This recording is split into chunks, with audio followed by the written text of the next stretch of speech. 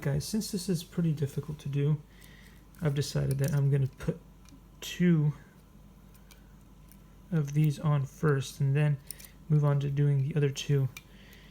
I don't want to get those mixed up, and when you do get things mixed up, it does not work very well. So you got to push these into place right on top of the motor. So you'll see there's this kind of ridge, and it pushes into the motor a little bit.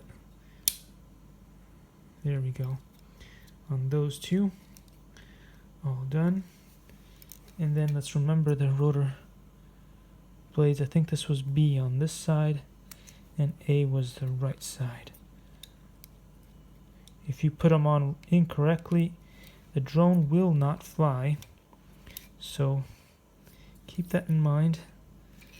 It'll do some weird stuff, and I didn't know about that when I bought my first JJRC drone, and some really nice guy who follows my videos was kind enough to explain that to me. Anyway, thanks for watching, and I'll see you when I've done the other 2.